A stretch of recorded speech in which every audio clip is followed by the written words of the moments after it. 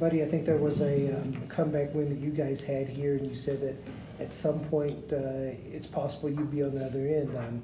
Just sitting there tonight, is this a tough one to shake off? Well, yeah, so this is a tough one, man.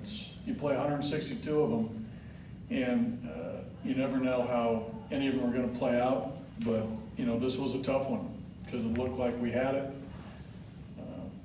But then again, you never know, right? That's why you keep playing. And just to follow up, Mike Dunn, obviously you wanted to get him back out there. We saw it, but what did you see from the dugout? Well, a little bit up. I mean, I think the pitches were up. I think that was pretty evident. Even the leadoff base hit by Tatis, that ball was up. It jammed him, but it blooped in, and he got the strikeout. Machado, ball up, out over the plate, base hit to right. The tough one was you had Hosmer, I believe, 0-2, and couldn't get him. The ground ball, found the middle. And he tried to make some pitches to Renfroe and just got another ball up. So I think, we've talked about up, a lot this year, right? We've had a lot of questions about pitching up. When you pitch up, it's dangerous. And Renfroe took advantage of the ball up. How's Trevor Story? I haven't checked on him yet, but I think he's going to be okay. So was that kind of precautionary to take him out Yes. because you guys did have Yes. to leave? Yeah, but it was, he got hit pretty hard. That was a pretty hard hit grounder. It took a bad hop. It was probably good, it swelled up immediately. And, Keith and I both felt it was the right thing to do. But as far as a concussion or anything like that, negative. Talking to Keith came down the dugout and he said Trev's going to be okay. With Dunn sitting in there, there's struggles with this. Is that more of a product of you wanting to save some of the bullpen, or are you trying to, instill? Well, you need all 8 guys. It's tough to over the course of a season to use. You got to spread out the work at times. And tonight was a night where we went through a few guys, with a bigger lead, and we should be able to hang on, to that type of game. Before the bullpen, Jeff Hoffman looked really nice through 5 innings, particularly that 5th. What did you got him to say in order to shut it down? What's the question? Mainly, what did you see from Hoffman? And then you added something at the end I didn't understand. There's a mound visit. There were some runners on base, and you I'm not going to tell you about the mound visit. Okay. That's between the players and I. But he did a good job of working his way out of the inning. He got the bunt. Tony made a hell of a play on the bunt, and then he got Tatis, and then he punched out the second. He punched out a nailer on a high fastball. So Jeff did a nice job. He kept it under control. Overall, I thought the fastball command was pretty good. The curve was effective at the time. A couple changeups. So he threw the ball well. Pitch count. The last the 4th and 5th innings, he threw 52 or 53 pitches. Elevated the pitch count. It was probably time for him to be done for the night. Walters took a fastball right to the chest. Was that a product of a cross-up? Yes. And how's he feeling about He's that? fine. Obviously, Davis's job is to come in and get the final outs, but when you're the closer, you're sitting out there with a 6 or 7 run lead. How hard is it to suddenly? Well, I think a closer, all closers, especially veteran closers, are always ready. I think they're conditioned for any type of situation, as you know. So I'm sure if you speak to Wade, he'll tell you the same thing.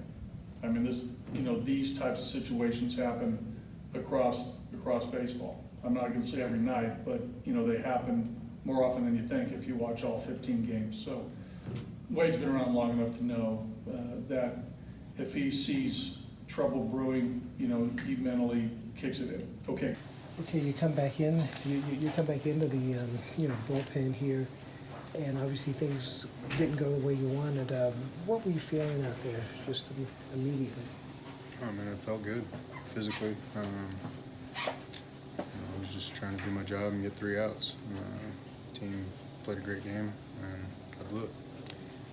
Buddy said he thought it was just a matter of you too much plate, leaving the ball up. Was that it? Pitch location? Was that the main reason you got hit so hard? Is that a fair assessment?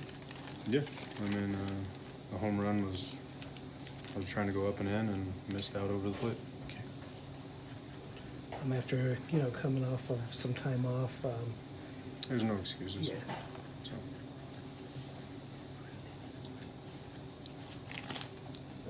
Thank you, Mike.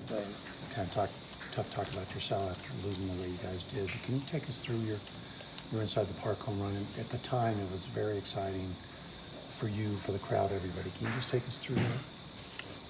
I forgot everything that happened in that game. But my legs can feel the inside the park going. No, I mean, it was just trying to come off the bench and help right there. Was able to grind out the at-bat and got one up out over the plate and was able to put it in play.